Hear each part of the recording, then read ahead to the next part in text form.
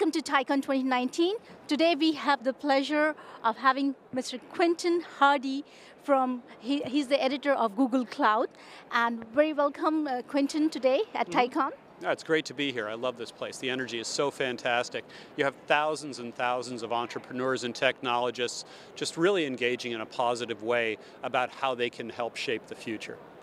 Fantastic. And I would like to understand from your point of view, what is the one biggest takeaway from TiEcon 2019? Well, I'm going to be self-serving. I think the biggest takeaway is how exciting technology is right now, and in particular cloud computing. Because cloud computing is not just a whole lot of servers in one place that you can get cheaper, and it's not just databases cheaper and faster and easier to use. It is a process by which a huge amount of computing power can touch almost anyone on the planet. And if you think about it, entrepreneurial energy and education and genius have always been limited to people who had access to touching other people and learning very well. That's just gone. Like, the world inventory of geniuses has increased dramatically, potentially, by virtue of the fact that we have this access to knowledge, this access to publish knowledge, this access to find things out in a whole new way. So for me, it really is about cloud computing, and that's why I've dedicated the rest of my career to writing about it. I think it's the most important trend of our time, and I chose Google because I think they're a key player in all this. Certainly. And given the rise of cloud computing, AI, and blockchain and whatnot, what do you think is the topmost technology in your point of view? Well, when you talk about AI and you talk about blockchain and you talk about cloud, or you talk about mobility, or you talk about the Internet of Things, I think we can group it all into a new kind of age of awareness. There is just a capability to sense things and to see patterns and to fetch data and to look at behaviors and to understand our own internal biochemistry and analyze our genomics. So internally and externally, there's just this rush to find all kinds of new patterns and behaviors in the world and use them, hopefully in positive ways. At the core of that, I'm going to repeat myself, is the cloud. Cloud is where this is gathered, where this is stored, where the really big computation takes place. And cloud type technologies will go across all these other devices and cooperate with them, creating this great computational base to learn and discover and share things. So thank you so much for your point of view.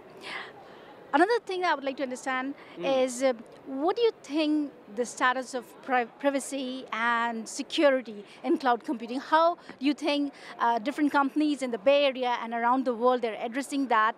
And what do you think is the most important or threat that we have to be careful with? Well, let me put that in, I'll put that into two boxes. I think security is in a bad way, but it can get better.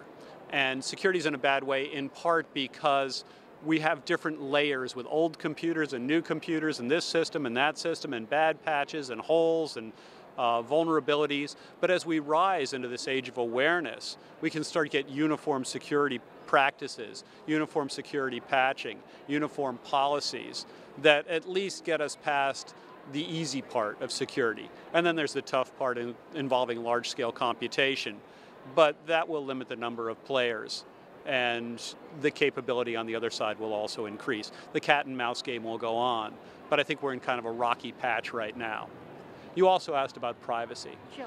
I think companies are aware they have a responsibility to communicate what they do with data, how they handle data, letting people opt out of data, seeing the advantages they get from sharing their data and deciding whether or not they want to do that because maybe they consider it too intrusive. It's not worth what you're offering me. Let it be a bit of a marketplace. And my own company this week published rules, regulations, how it sees privacy.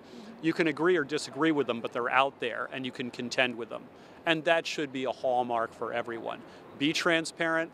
Let people understand it, let them work with it, let them see what it means, and take it from there. Oh, I would say that's right on dot. Well, thank you. How about, what do you say, given the Bay Area and Google is like, what's the most beneficial partnership you ever had in terms of privacy or security at Google, or which other companies that you foresee in future that might be wonderful partners with Google? Oh, I really don't want to pick favorites. I was on stage with a great entrepreneur. I like what her company does. Her competitor is also doing nice work. You're putting me in an embarrassing position here. No problem. I like the company. I like the companies that are clear about who they are and where they're going. That is the first hurdle. If you are clear, if you are transparent, that's the basis of trust. All right? Certainly. Let me know what's going to happen next. Be clear with me. Without that, how can you have trust? And trust is the cornerstone of privacy and security. Always has been, is now in a whole new way. Great.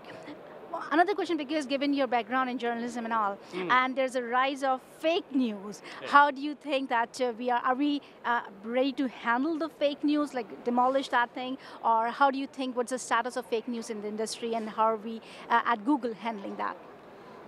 Fake news is a problem. The way to a solution begins with awareness, and there is an awareness of the fake news problem to an extent there just wasn't even 2 or 3 years ago. Some of that is addressed by better algorithms and better judgment and better business discipline about what gets out there and how.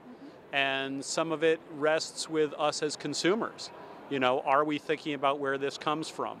Are we thinking about what sharing this means? There is a political and a social act to sharing information. If you're sharing bad information, well, you're kind of not being a good citizen, right? And so we need a better culture of editing and attribution and understanding when we share information. Sure. Otherwise, we're part of the problem. Exactly. And we need tools to do that. That falls to the technologists. But never pretend that technology should liberate you from personal responsibility. It shouldn't. You don't want to outsource your freedom and your choice. So at the end of the day, as you're right, that it's our responsibility. What is it that we as an individual, as a human being, can contribute to the society? Give me understanding, give me transparency so I know what's going on, give me tools to help manage myself in this world, and then call on me to live up to that. I think that's just being a good citizen in any time. Wonderful one. Thank you so much for your thoughts, for the information, and it is our pleasure having you at our booth at SITAARRE TV. This is Rakhi Sharma. Thank you so much, Quentin. Oh, it's been great. Thank you. Thank you.